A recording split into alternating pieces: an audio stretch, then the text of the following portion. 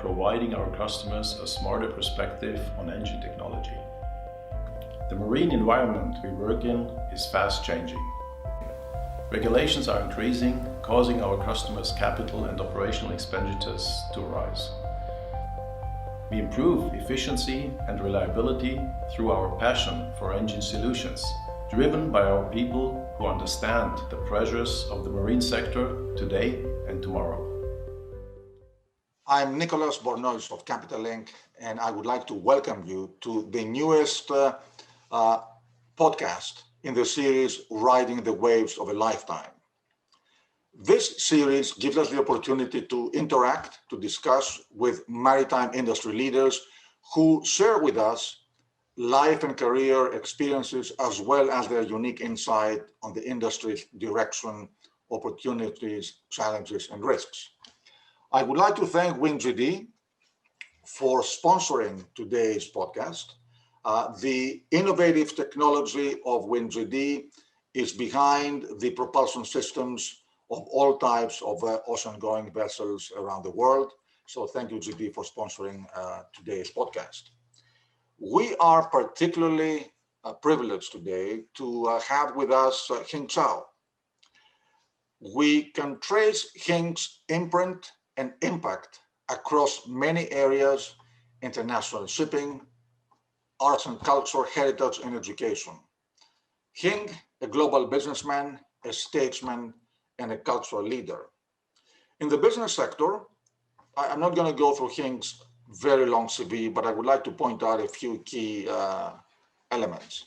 So in the business sector, Hing is the executive chairman of Kwong Maritime Transport Holdings Limited, a Hong Kong-based, third-generation, family-owned global shipping company active in dry bulk, tanker, and gas sectors, managing a fleet of 58 vessels. And actually, I think we're having this discussion today just before you're about to take delivery of your newest VLCC. Indeed. So beyond the business world, beyond Kwong, Hing has been at the forefront of thought leadership for maritime development in the Greater Bay Area. He's the founder of the Greater Bay Area Maritime Forum, the deputy chairman of the China subcommittee of the Hong Kong Ship Owners Association, and a trustee of the Hong Kong Maritime Museum. And I'm always grateful and thankful to Hing for his help and contribution when we put together this fantastic event that we put about the Hong Kong Maritime Week last December. So in the arts and culture, another major area of focus for Hing, he's widely known for his pioneering and wide-ranging work on martial arts. He created the Hong Kong Martial Arts Living Archive, the largest martial arts archive in the world. And he's the founder of the International Martial Studies Conference. And since founding the Hong Kong Cultural Festival in 2015, Hing has been driving innovation across many areas in Hong Kong involving martial arts, dance, music, and new media arts. And finally, another area that I find particularly intriguing and interesting in Hing's activities is his work with the nomadic groups in Inner Mongolia, northern China. The Orkan Foundation that he founded focuses on research and revival of endangered nomadic hunter-gatherer cultures in Inner Mongolia. So it will be very tough to cover all this in an hour, but we will dive in and do our best. So Hing, thank you for being with us. It's really a privilege to have you. So I will start with the first question. Obviously, you are part of a very well-known, significant shipping family. You are the chairman of a family-owned, as I mentioned, third-generation shipping company.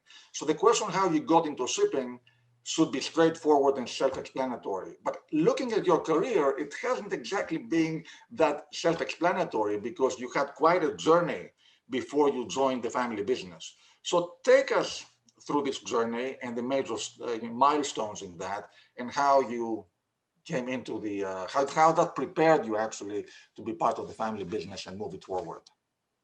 Many thanks for your comprehensive introduction, Nick. My journey back into family business and back into shipping has indeed been a long and circuitous one. I'll try to make my answer short. In a way, I'm privileged to be born in a traditional, well-established shipping family in Hong Kong.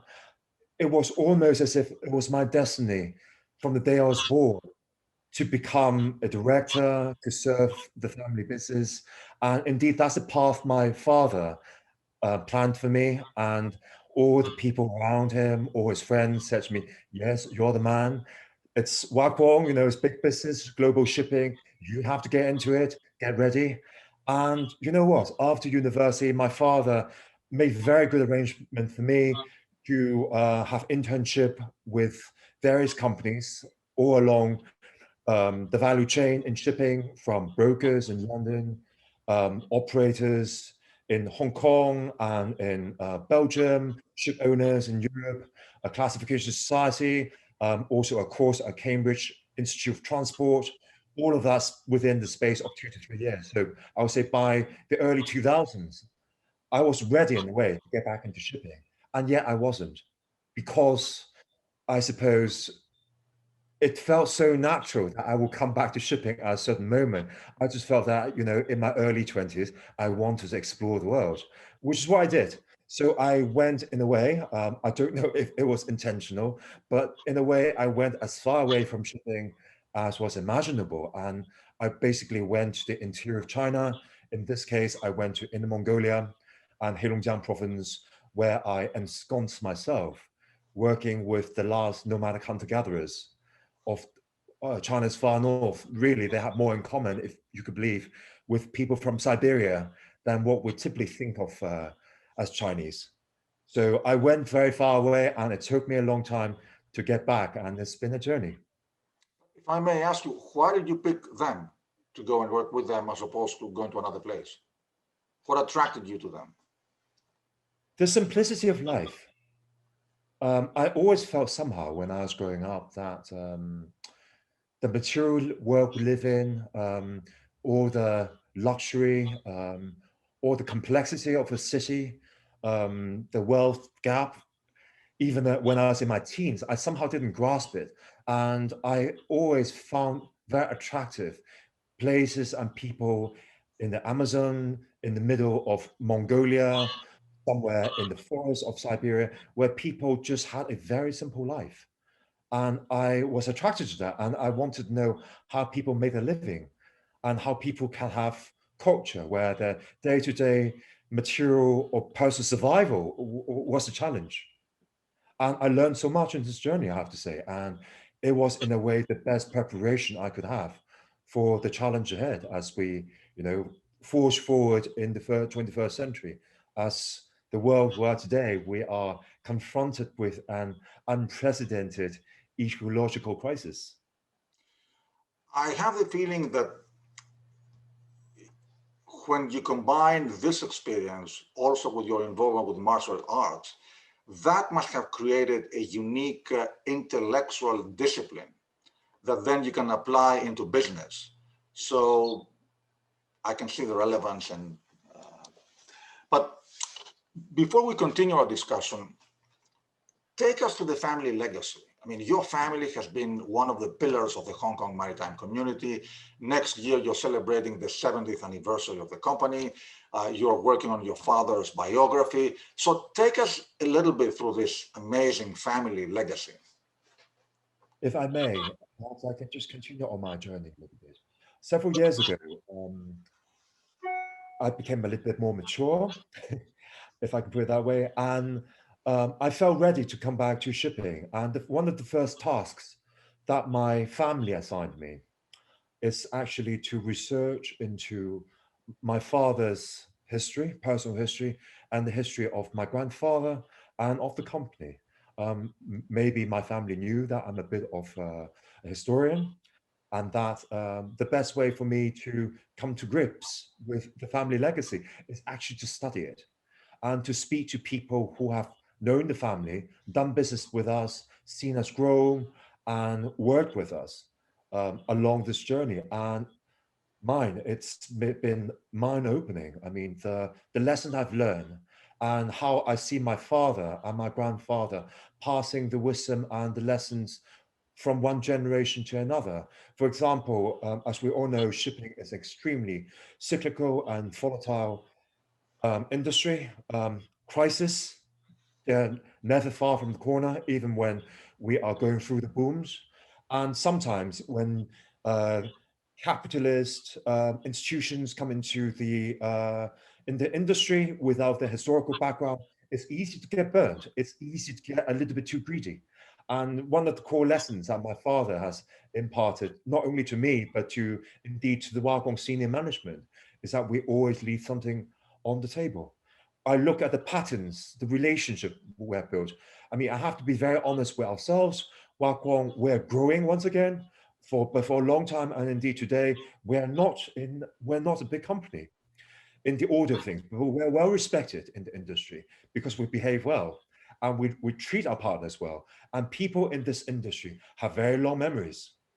And we go back to the early 1970s, the late 1960s, when Japan, the economy was starting to build in the post-war period, when the global shipping center was starting to shift, particularly in the shipbuilding from Europe, from places like UK, France, to Japan. And they also needed a lot of capital to build the ships. So they came to Hong Kong. And a lot of these relationships are still strong, maintained strong with Wagong. So we realize that, sometimes you do business for a few years, and then there'll be decades where you don't do business together. But the opportunities will come again, and we find ourselves again as business partners. So a lot of this is very important for us. And this is where I think a traditional family really are custodians of history, of these memories and of these family values, in the values which are important, I say, in an industry like us, in shipping. Wow, I have to say I love your wording that you are custodians of history, because at the end of the day, exactly when you have such a family legacy, you are a custodian of history. So that is so true. But now, share with us moving forward. You joined the family business, you became the executive chairman. I'm sure you have faced a number of challenges. So if you can share us which were the major ones and how you overcame them. And I can assume that steering the company to navigate safely during the pandemic, while at the same time maintaining the rapid pace of your expansion, because you have grown a lot in the last couple of years, I presume that must have been on the top of the challenges we faced. Yes, indeed. Well, I was coming back into shipping in the middle or towards the end of a prolonged dry bulk slump, if I could put it that way. And, one of the things that we constantly ask ourselves is, how do you create value when you see the company physically shrinking? When you see that the new players coming into the industry, the likes of the financial institutions, the leasing companies, so to speak, from mainland China, they outmuscle us, outweigh us by their sheer mass, by their access to capital, by the fact that they have access to capital, not only in terms of scale, but in terms of cost, which as a traditional ship owner, you find it very hard to compete with. We can compete with them, or we try, in terms of knowledge, try to time the shipping cycles a little bit better, but it's not easy.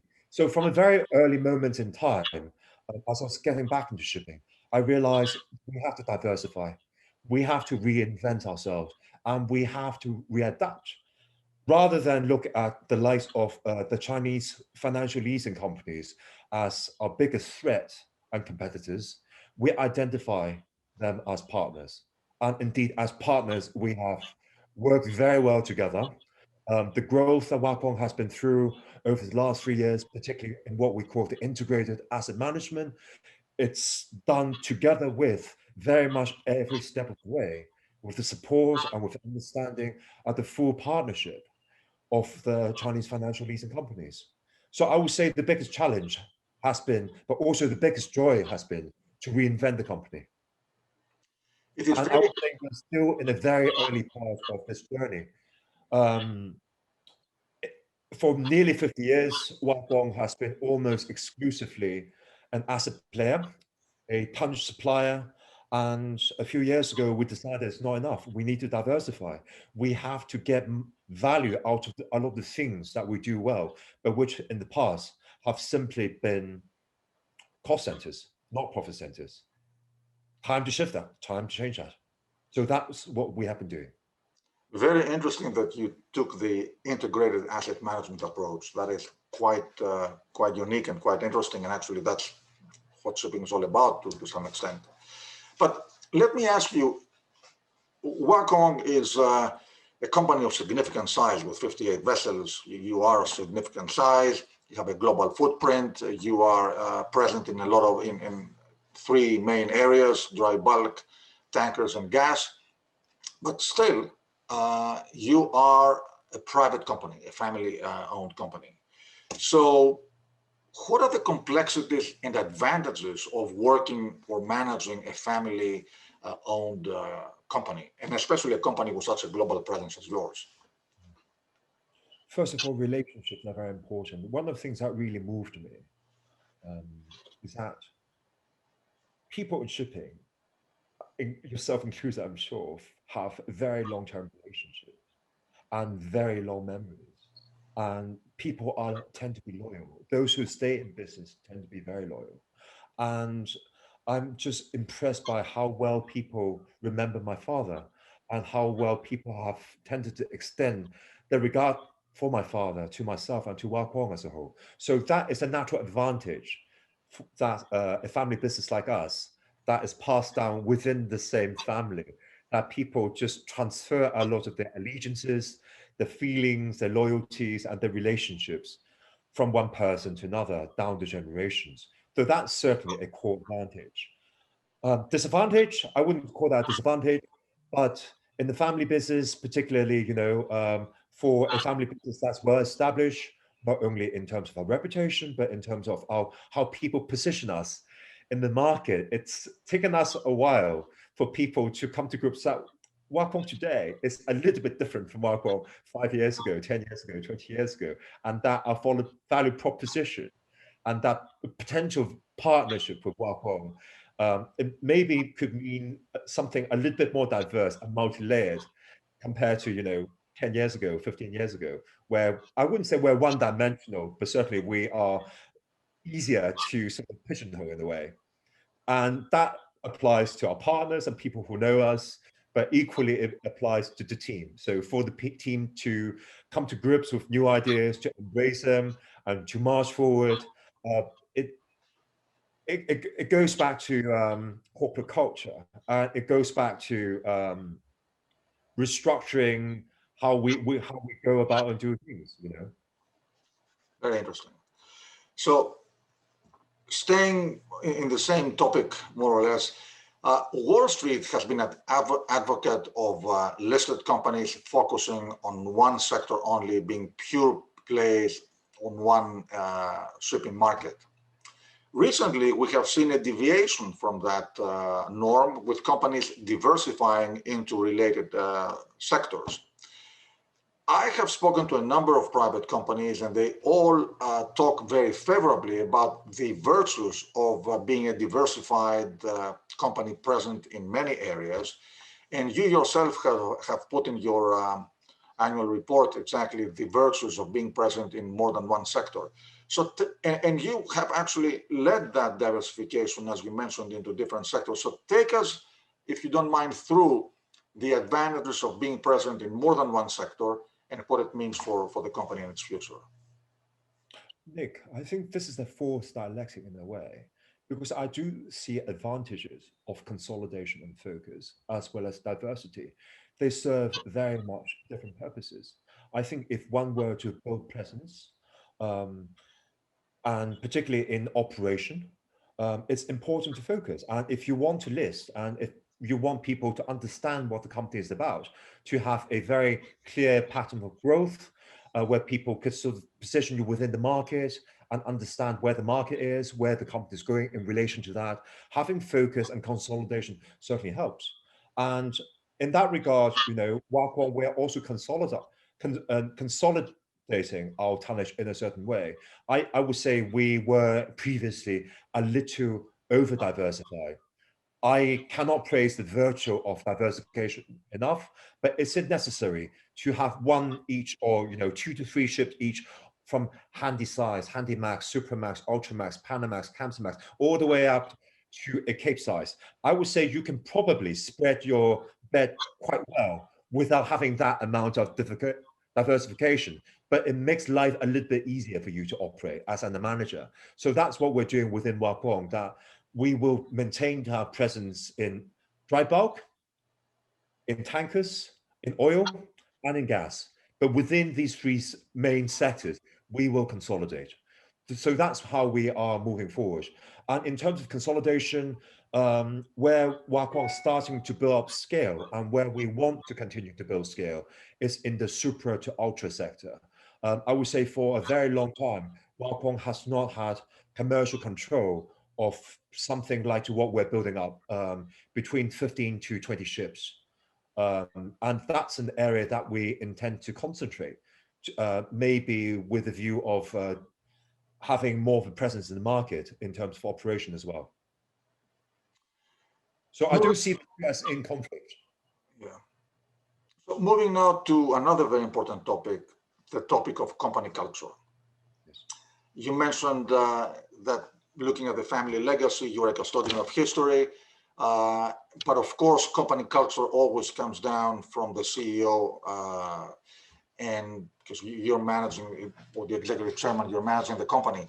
And I see in your corporate literature that you mention your company's values built on trust, steered by innovation, driven by passion, which I find the combination very interesting. So tell us, how important is company culture for an organization like yours, and how do you ensure, as the executive chairman, that this really spreads throughout the company? I think corporate culture is extremely important, particularly at a company as we are is in the middle of growth, because as you're hiring people, if the core message, core value of the company is not clear, then people will go in different directions. One of the greatest value propositions of Hua Kwong is that people think we are a company that people can trust. So loyalty and trust, it's absolutely critical. And we value that above everything else. And I think, we like to think of Hua Kwong as a company that offers good value. So this also transferred to how we manage and operate our ships. As a ship manager, as an asset manager, we're not necessarily the cheapest, but we like to think that we compete at the highest level in terms of quality. And this is absolutely something we never compromise. I say to my managing directors, I say to my team, if at the cost of quality we grow, then I'll rather we grow a little bit slower. Because once you lose control of that, then the company's core values could collapse very quickly. As important that from the chairman down to the managing directors, senior management, to every level down, this is well communicated. And this is where we have become a little bit more robust in terms of corporate communication. As you have seen, we have revamped the website, we have relaunched our internal magazines, but trust me, we also have very much revved up our team building exercises to make sure that people know where we as a company are moving forward, where we create value. Well, indeed, you have done a lot of work in terms of revamping your overall communications. And within that framework, having gone through your materials and having interacted with your men and also with William Fairclough and Captain Zhu, we're delighted to have had you privileged actually to many of our forums. And I know that you have put a lot of work and focus on sustainability. And in your annual publication, Venture Forward, you really make a big case about your involvement with it. So take us a little bit through your approach to sustainability and what it means for your company.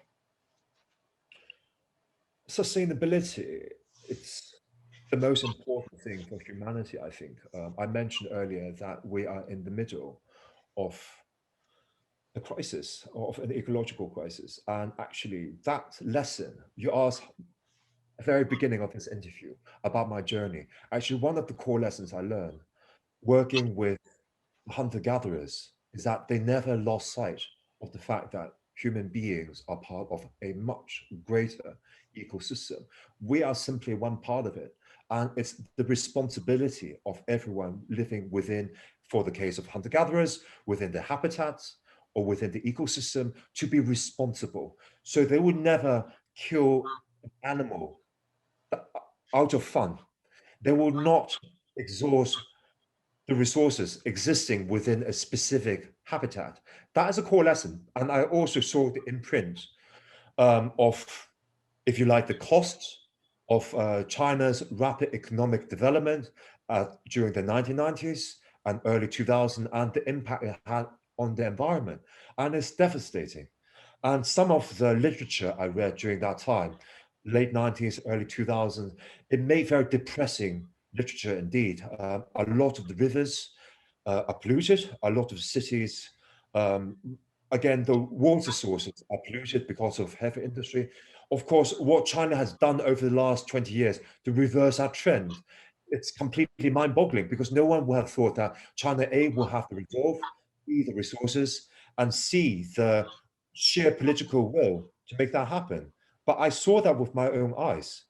And so coming back to the industry, even before all the environmental regulations, I felt that humanity as a whole, we have to become more sustainable. And that has a very important impact on how I think about sustainability.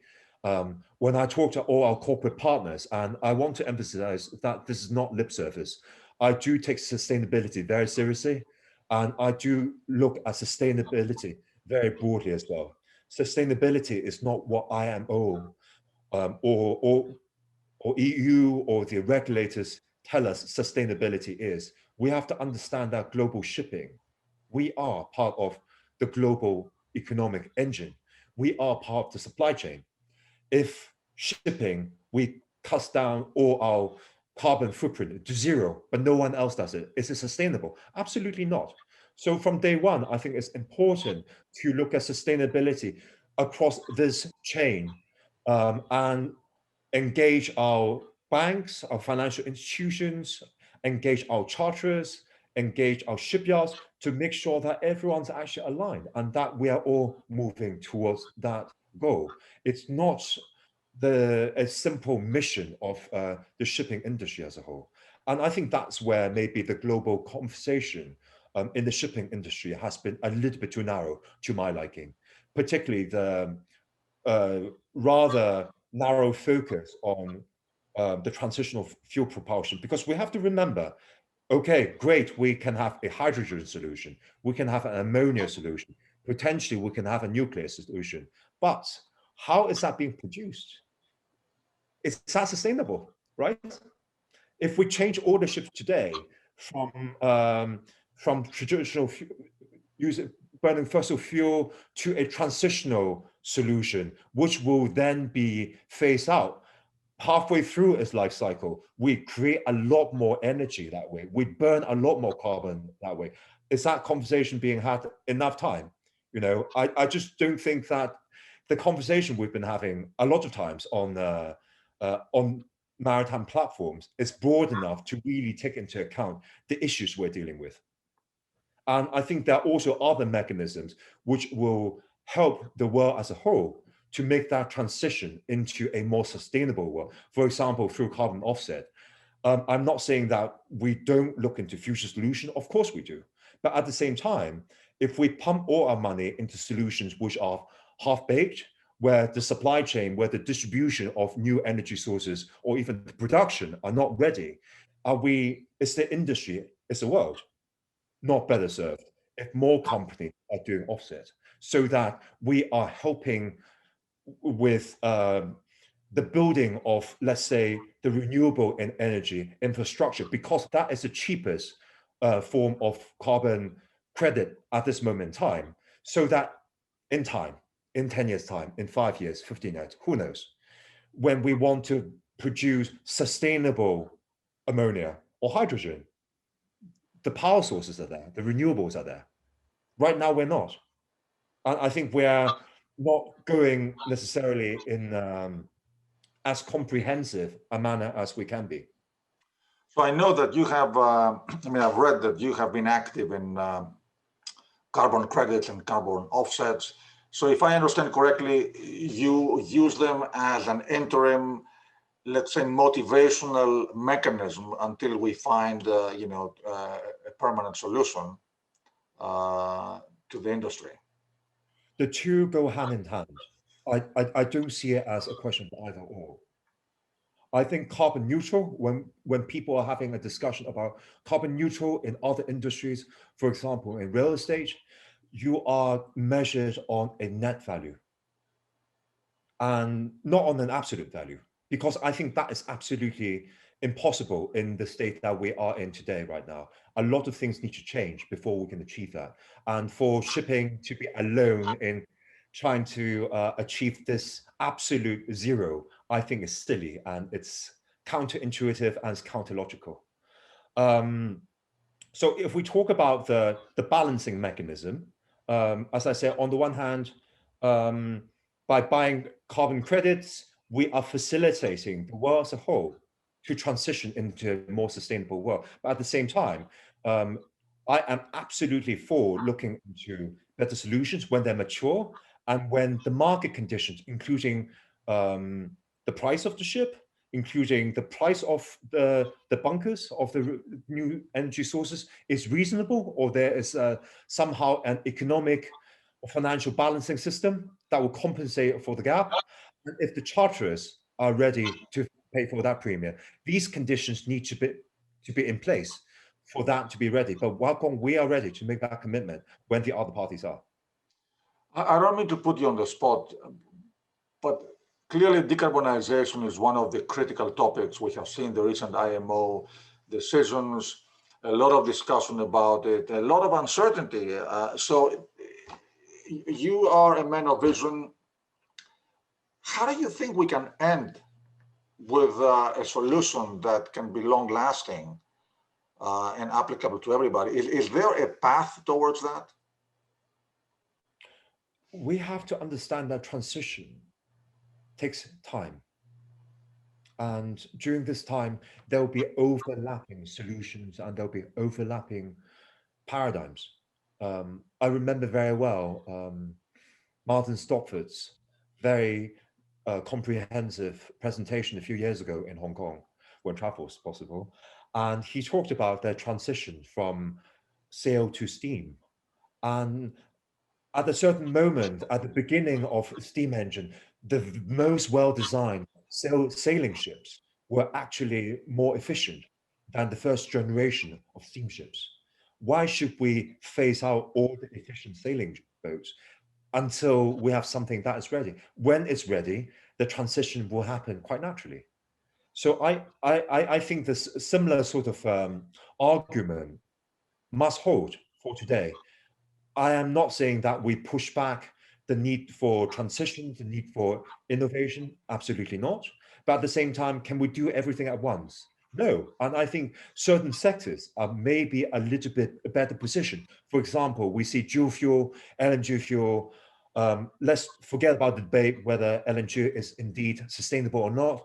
Let's forget about that. But if indeed LNG or dual fuel is a step forward, then we see that the liner business, container ships, have already made a significant commitment to this transition, because for a number of factors, the fact that it's easier to ensure supply of LNG bunkers in fixed lines rather than, let's say, in smaller dry bulk areas, that is self-evident.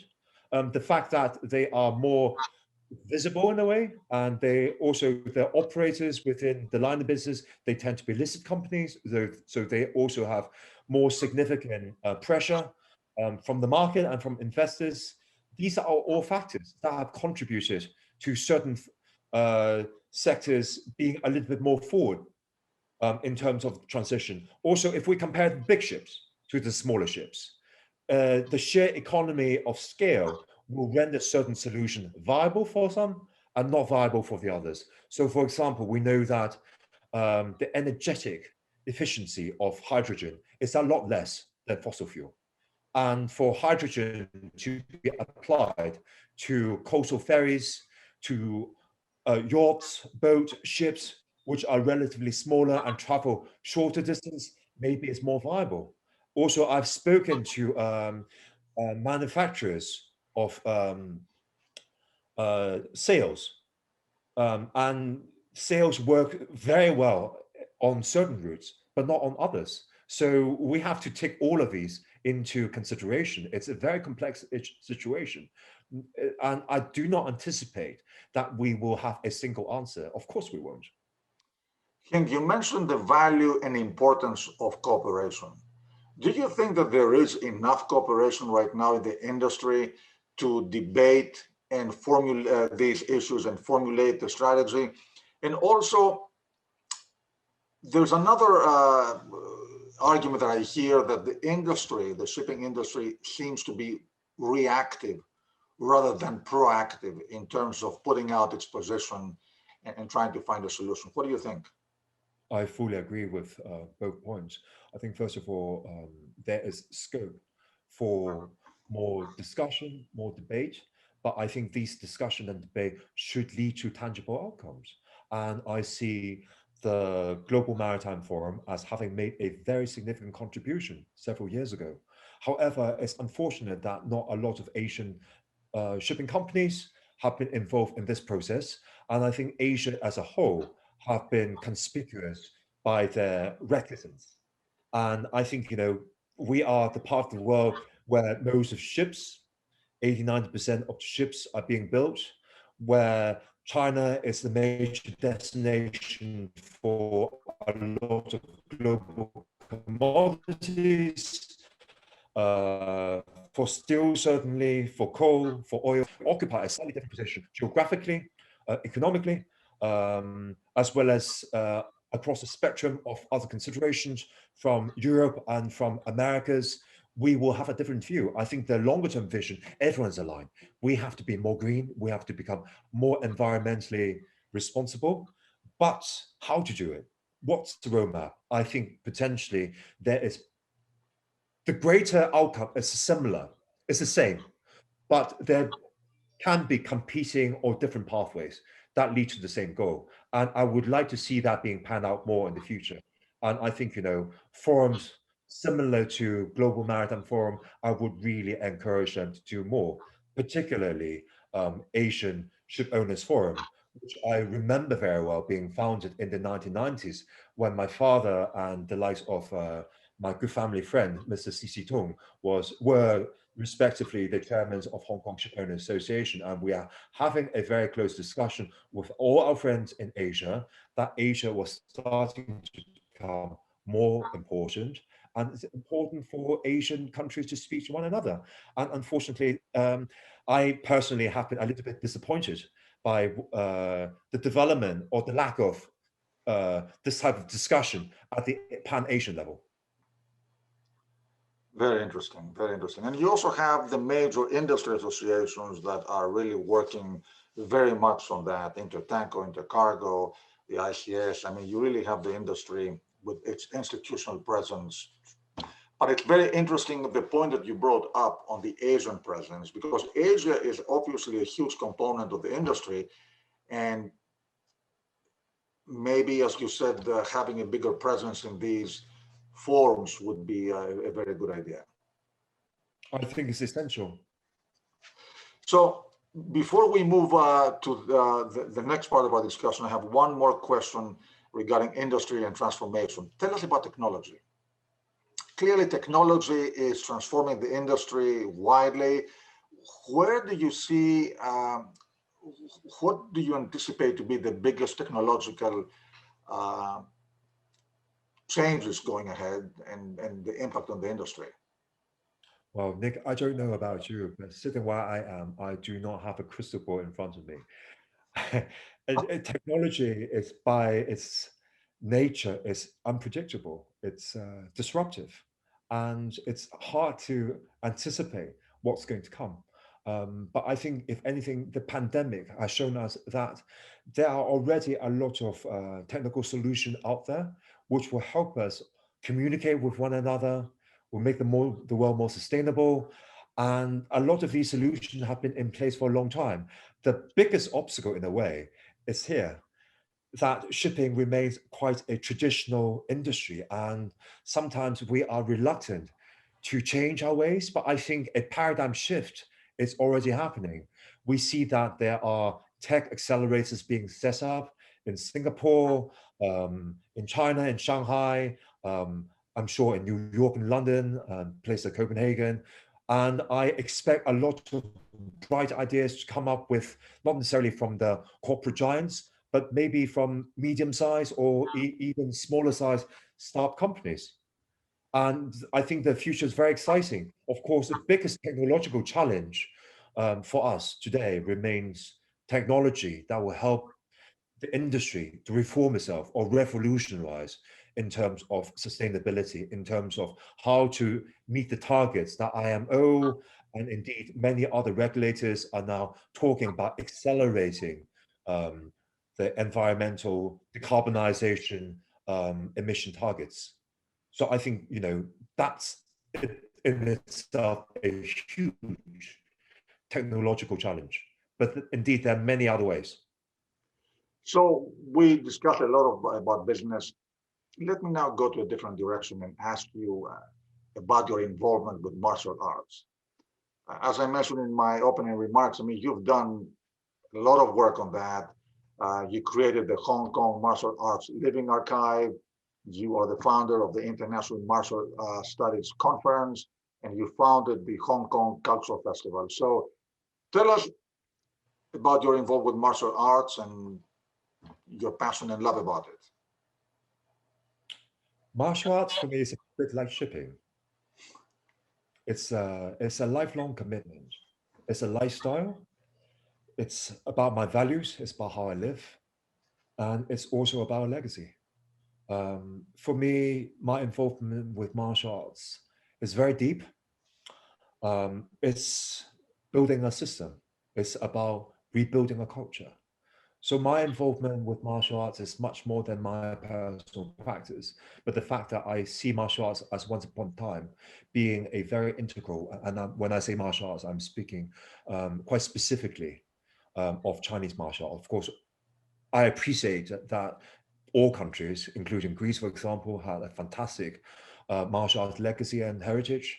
But in terms of the development in China, 100 years ago, people try to reform martial arts in a way that we will preserve the core values, the traditions, the legacy that have been passed down from the past, but also to take martial arts forward in a way that it's modern, it's scientific, it's competitive, it's something that is compatible and commensurable with how we envisage the human body and how, with the pace of social and cultural change in China. Unfortunately, for all sorts of reasons, historical reasons, that was not successful. And we see a massive rupture or wedge between martial arts on the one hand, as a legacy that is still somehow not exactly ancient, but not exactly modern, and that is struggling to find its position, struggling to survive in the modern world, with where China is moving and where Chinese society is moving. And I think there is a mutual need for the two to reconnect. And I see that as a very important part of what I do. Thank you. Fascinating, I have to say. So, sorry for being a little bit vague, but if I were to go into details, this will be another hour at least. What I take from this, as I mentioned in my opening remarks, to me, it indicates that, again, you have a spiritual and intellectual discipline that you can directly apply into business and into life. And obviously, you gain this discipline and insight through martial arts in a very unique way. So you're right. I think you have the values, we have discipline. So it is kind of unique. And thank you for sharing this with us. So now, I also remember that you're working on an archive on Hong Kong's history. It's an idea that I proposed to the industry a number of years ago. I was triggered to do this by several things. First of all, with my work with ethnic minorities, particularly the nomadic hunters in northern China. Now, these hunters, they have an ancient culture that's embedded in the way of life, the hunter-gatherer way of life. Um, Much of that wisdom, much of that knowledge system was orally passed down, has been orally passed down from one person to another, from one generation to another. So that's how that tradition, culture, the totality of it is being maintained. There comes a point in time when people no longer hunted and that language was no longer spoken.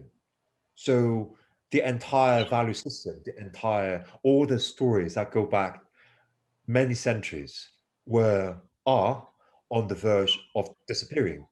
So I started to collect their oral history, and I had the support of a few universities, both from China, Hong Kong, as well as from the overseas. And I actually trained up a whole group or groups of university students to do this. And I realized the amount of work the value of oral history, sometimes as simple as a single account that just shows you a way of life. It's like a vignette or a tableau of something that is out of imagination, beyond imagination. And the same applies to our industry. For example, my father, he was the chairman of the Hong Kong Ship Owners Association between 1995 and 1997. For those of us who are familiar with that part of history, particularly in the Far East, China and Taiwan, they were going through a diplomatic crisis. So the two were not talking to one another. However, Hong Kong was a very important transshipment hub between China and Taiwan. So something as simple as what happens to a Taiwanese ship if they want to sail into Hong Kong, if Taiwanese flag was not recognized. It's a huge problem. And the governments were relatively slow in recognizing it. China and Taiwan would not talk to one another, but the people who went through this most of them are still alive today. So I had the privilege, as part of putting together my father's biography, to actually interview the people who were involved firsthand in the process. Imagine all the private discussions that were being had beyond the tabloid headlines. How valuable is that? And we're talking about a handful of individuals who resolved an international problem. And Amazing. there's so many things like this in international shipping. And that is a general problem I think we find in our industry, is that we are an industry that is ancient, that is filled with colorful personalities, full of stories. And everything that happens in the maritime industry is related to micro as well as macroeconomics. It's related to what's happening around us. And it's the thing that keeps the world going. And yet our stories are not being told. Hong Kong is just an example, and these stories need to be collected, and yet they're not. So I am quite disappointed that so little work has been done. But you are trying to fill the gap now, and as I can see from our discussion, you are a custodian of history, not only for the family legacy, but on the broader scene for the industry, and that is really highly commendable. And Well, there are many other shipping companies who are a lot more advanced than us. Swire Shipping, for example, and there are many others. I'm sure Maersk has a very impressive archive somewhere. So we have a lot to learn, and it's not simply the responsibility of a company. I mean, we will do what we can, but it's important for maritime cities like Hong Kong, London, Tokyo, Singapore, Shanghai, Hong Kong to really do their part. And it's something, it should be in the awareness of the politician and the civil servant at a high level. It's not simply a maritime thing. absolutely. Well, let's move now to the last part of our discussion, last but not least. Please share with us your vision for Hong Kong and Asia. Hong Kong has gone through significant change. How do you see, looking ahead, the role of Hong Kong? You have been very vocal that Hong Kong can play a double role, be the super connector with China, and also has a very robust standalone position in the industry as a major global maritime hub. So tell us how you see Hong Kong evolving in its position in the industry going ahead. I will again speak from a historical point of view. From the very beginning, Hong Kong was a very important coastal defense place for China, going back to the Tang Dynasty over 1500 years ago. The Hong Kong city, we like to sell ourselves as a Cinderella story from a fishing village to a major global financial center. That is not true. From the very beginning, Hong Kong mattered on the maritime front. Hong Kong was also once, to lighten conversation a little bit, an important place for pirates. So I think from a maritime perspective, Hong Kong has always mattered. It's just that to what degree China was actually open, right?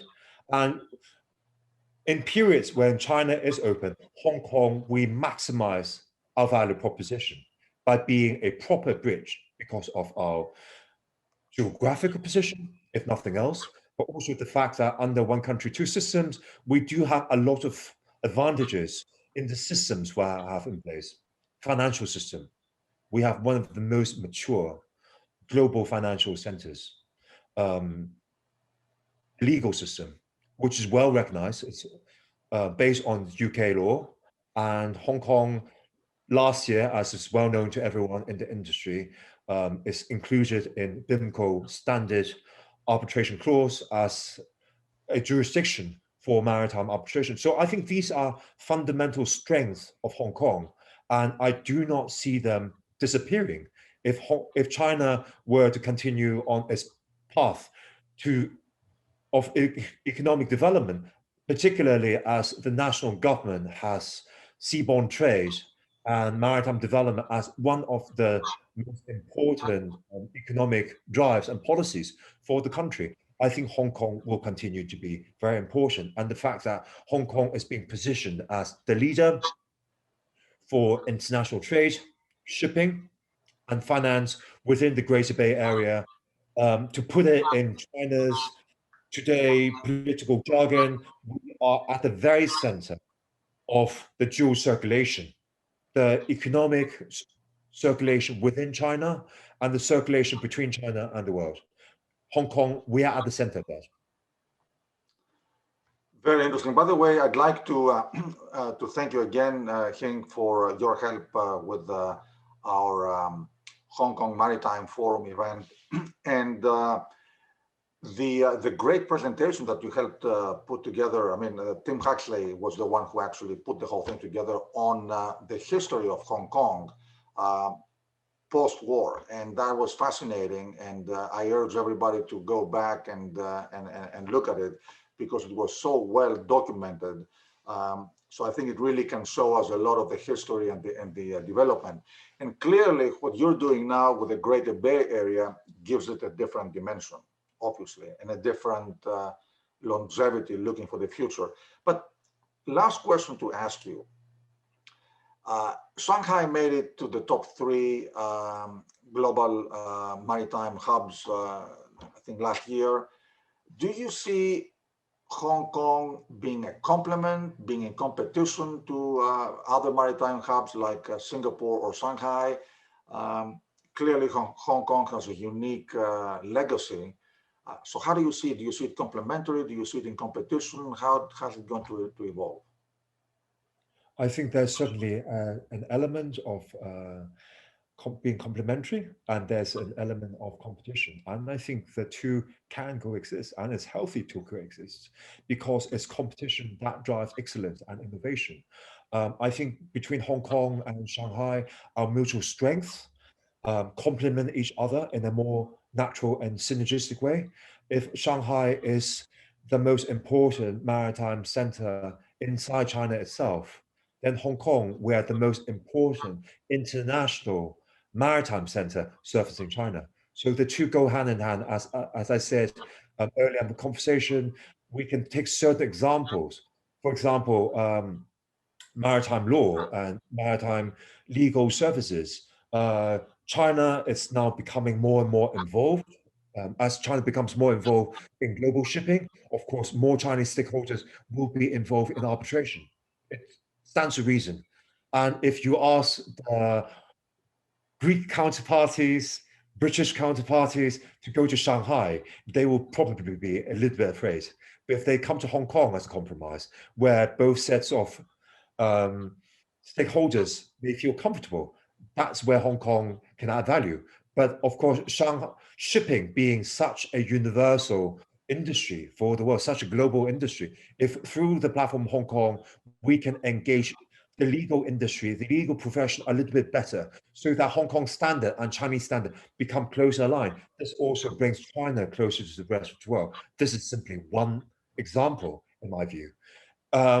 With Singapore, it's a little bit more different because I think the value proposition of Hong Kong and Singapore overlap a little bit more. But of course, the characteristics of Hong Kong and Singapore are almost diametrical opposition to one another. Hong Kong is very much driven by a free economy. We have a strong industry, a very innovative industry. We are one of the freest places, despite what some people think, in the world, particularly in respect of civic liberty.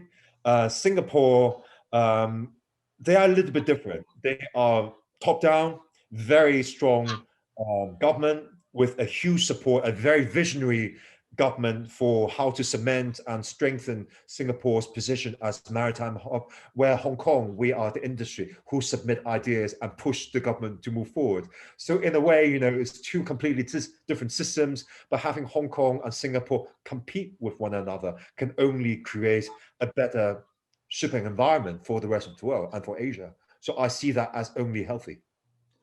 You are absolutely right. And I think at the end of the day, well-meant competition is always positive. I'm grateful that Capital Link has the opportunity to work very closely in Singapore, Shanghai, and of course, Hong Kong. And I really like very much your argument, especially about the complementarity between Shanghai and Hong Kong, because that creates a more holistic approach. So that is a great statement. Now, we are at the end of our conversation. We had a very long and tremendously insightful, obviously, discussion. I wanted to ask you, if you look back, would you do things differently? Looking back at yourself and how you came in the business, what you've done, any advice you would give to yourself in terms of? Well, speaking logically, I think I could have accelerated my career a little bit, don't you think? But, I think things takes time. And because I have spent a lot of time working with ecological people who live in sync with the environment, with habitat, I believe in growth. And I think, early in my career, I needed to go through the things that I've been through to bring me to where I am today. And indeed, one of the things that sort of encouraged me to explore the broader world outside of Hong Kong, and the shipping industry is because I didn't feel ready. I didn't feel I had anything significant to contribute. Whereas coming back today, I feel a little bit more confident. Hing, thank you very much for this tremendous discussion. We are coming to the end of our conversation. I would also like to thank WinGD one more time for sponsoring today's podcast. And these podcasts really give us the opportunity to go beyond the beaten path of to talk just about business. It is really wonderful to see the human aspect of everybody, their career and life experiences, and how these translate into their industry presence. So thank you for being so forthcoming and so insightful. It's been tremendous knowing you and cooperating with you, and thank you very, very much. It's always a pleasure, Nick. I very much enjoy the conversation as well. Thank you. Thank you.